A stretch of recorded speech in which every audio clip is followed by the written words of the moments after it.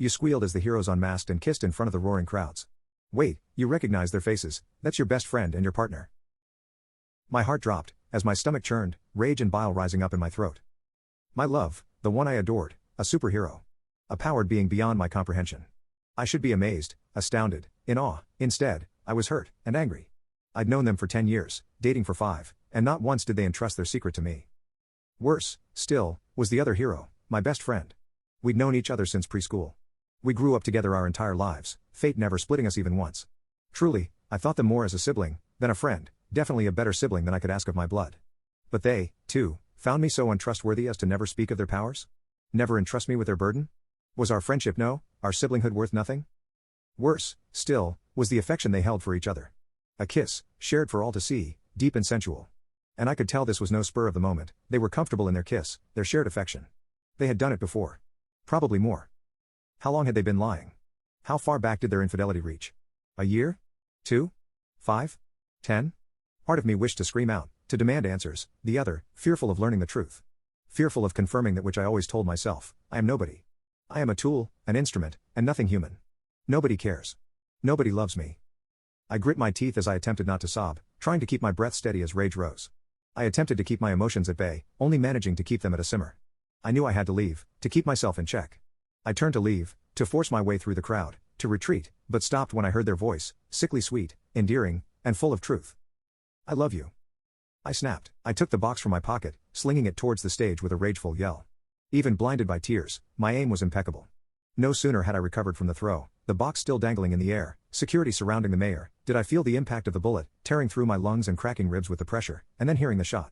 The others in the crowd began to scream, mostly safe from injury when they backed away from my actions, as I looked to the frothing wound. It wasn't fair. I fell to my knees, sobbing, as pain and a lack of care racked through my body, each breath becoming shallower. I was going to die. It wasn't fair. I had just gotten my life sorted. I understood what I wanted. I felt welcomed, and belonged. And now, once again, I would be thrown away, like a piece of trash. Filth. Tossed in a hole to rot, and be forgotten. It wasn't fair. I was betrayed, and the betrayers would live without a singular sense of regret, symbols of justice, perpetuating injustice. I looked to the stage, praying to anything that would listen that vengeance would be had.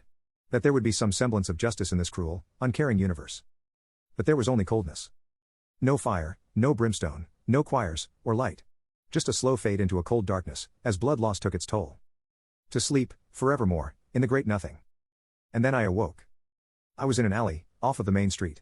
Whole, and unharmed. Breathing, and not bleeding. Confused, I ripped up my shirt to inspect myself, a mere minor scar, barely more than a birthmark, right in my chest where the bullet had pierced. I heard commotion on the main street, and went out to observe.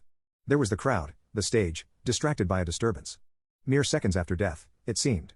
My attention changed to the two heroes, still confused, as my prior lover took up the box and opened it. A ring? They asked aloud, confused, before turning their attention to the disturbance. I watched as their face fell, horror and regret on their face. They zoomed over it in human speed, causing the mob to separate some more, where I saw the scene in full. My prior lover, sobbing, clutching my bloodied corpse.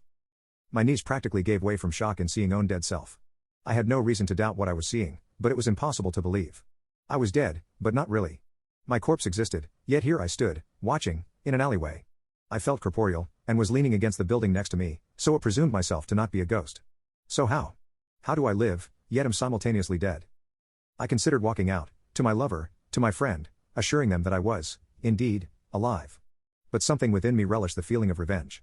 Seeing the tears of the one I loved, crying over my death was heartbreaking, but somehow deeply satisfying as well. You get what you deserve, something deep within me thought. I knew it would be too cruel to leave them grieving for too long. Years of infidelity wouldn't equate to a punishment of thinking forever your previous friend or lover was dead, when they were not. And, besides, though my body was physically fine, I was emotionally wrought. I had no tears left to cry, no shouts to yell, no anger to scream. I was exhausted. I reasoned to return home, to the abode shared with my ex-lover. They would eventually return, and more proper words could be said, and, in the meantime, I could rest, and prepare. And off, I went, back home as the cries rung out.